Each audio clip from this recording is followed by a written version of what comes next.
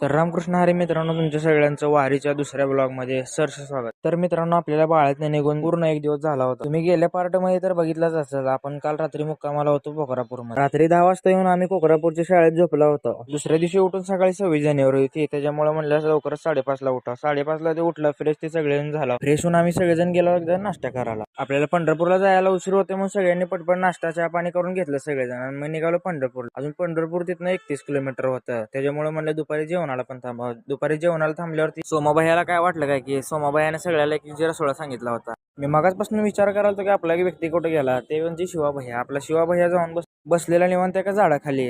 झाडाखाली बसून आपलं जिरा सोडा ती सगळेजण पिलं. जिरा सोडा पिऊन तर सगळ्यांची आता झोप झाली होती, त्याच्यामुळे म्हणलं आता आंघोळ पण करायची. झोप ती सगळ्यांची उरकली होती आणि चालून चालून आपलं 20 किलोमीटरचा टप्पा पार केला आणि आम्ही आलो सगळ्या आंघोळीला. सगळ्यात आधी महाराजाला आंघोळ घालून उरकून घेतलं आणि नंतर आम्ही पण आंघोळ केली. आंघोळ ती केली आणि नारायण चिंचोली काय आपल्याला लय लांब नव्हती. नारायण चिंचोलीमध्ये छत्रपती शिवाजी महाराजांचं दर्शन ती घेतलं. दर्शन ती झाल्यावर आम्ही सर्वजण बसला भजी खायला. भजी काय आपल्याला तिथे फेमस होते बटाट्याची. आजचा व्हिडिओ हा मी इथेच एंड करतोय, त्याच्यामुळे पार्ट 3 पण लवकर येणार आहे. लवकरात लवकर जाऊन बघा, लाईक शेअर कमेंट नक्की करा आणि यूट्यूबला पण सबस्क्राईब करायला विसरू नका.